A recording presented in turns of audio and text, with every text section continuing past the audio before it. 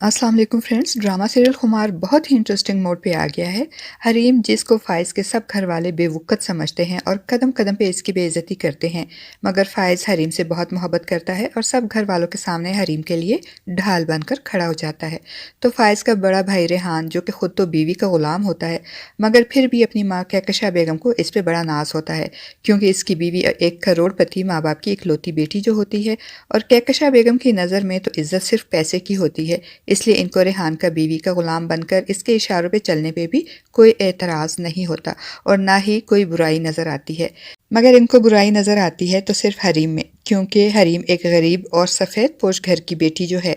जहेज़ के नाम पे वो एक धागा तक नहीं लाई। अब रेहान एक तरफ तो अपनी माँ को समझाएगा कि हमें फ़ाइज़ से इस तरह लड़ना झगड़ना नहीं चाहिए, क्योंकि इस तरह लड़ झगड़ कर हम इसे खुद से दूर और हरीम के करीब कर देंगे, और ये बात कहकशा बेगम की समझ में भी आ जाती है। और दूसरी तरफ रेहान फ़ाइज़ को भी समझाता है कि तुमने जो हरीम से शादी करने का कदम उठाया है, इससे सब घर वाले, ख़ास तौर पर मम्मी बहुत अपसेट हैं, और इनकी सेहत पर भी इसी वजह से ख़राब असर हो रहा है, उनकी सेहत भी ख़राब होती जा रही है। इसलिए अब तुमसे वो जो भी कहेंगी, जिस तरह का भी रवैया रखेंगी, वो हरीम के साथ और तुम्हारे साथ, तुमने मम्मी के सामने हरीम को डिफेंड नहीं करना, इसकी ढाल नहीं बनना, क्योंकि तुम्हारे इस रवैये की वजह से मम्मी की तबीयत मज़ीद बिगड़ जाएगी। और फ़ाइज़ जो अपने भाई रेहान से बहुत ज़्यादा मोहब्बत करता है, और उसको ये लगता है कि इसका भाई रेहान ही है इस पूरी फैमिली में जो इसको समझता है, इसलिए वो इसके सामने चुप रहता है और इसकी बातों पे अमल करने की कोशिश भी करेगा। और फ्रेंड्स, दूसरी तरफ नासिर ने जो वीडियो बनाई थी, अब वो हरीम को दिखाकर उससे पैसों का तकाजा करता है, तो हरीम बहुत परेशान हो जाती है।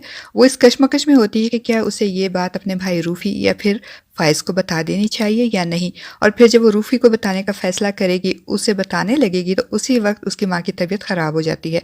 और सब इन्हें लेकर हॉस्पिटल चले जाते हैं, और हरीम की बात दरमियान में ही रह जाती है। और हरीम की बदकिस्मती कि उसी वक्त नासिर उसे फ़ोन करके मिलने और पैसे लाने का तकाजा करता है,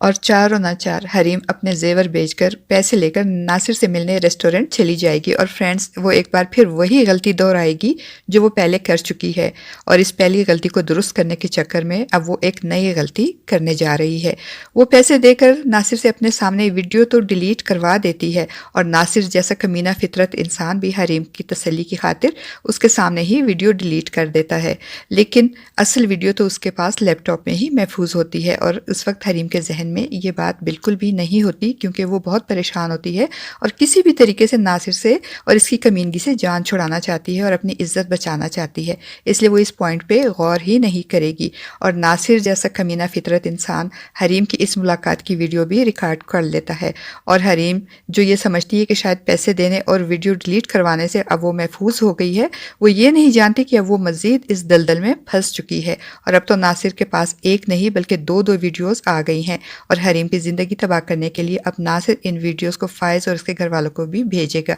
अब ये तो खुमार की आने वाली एक साथ में ही हम देखेंगे कि वीडियोस मिलने के बाद फ़ाइज़ और इसके घर वालों का क्या रिएक्शन होगा। क्या सबके जहन में ये सवाल आएगा कि हरीम नासिर से मिलने गई थी तो गई क्यों, और क्या अब सबकी तरह फ़ाइज़ भी हरीम की तरफ से बदज़न हो जाएगा और हरीम की ज़िंदगी तबाह करके और इसे फ़ाइज़ और इसके घर वालों की नज़रों में गिराकर नासिर का इंतकाम पूरा हो जाएगा। ये सब हमें आने वाले एक साथ में ही देखने को मिलेगा। फ्रेंड्स, आपको हमारा आज का ये रिव्यू कैसा लगा? अपनी राय का इज़हार कमेंट बॉक्स में ज़रूर कीजिएगा।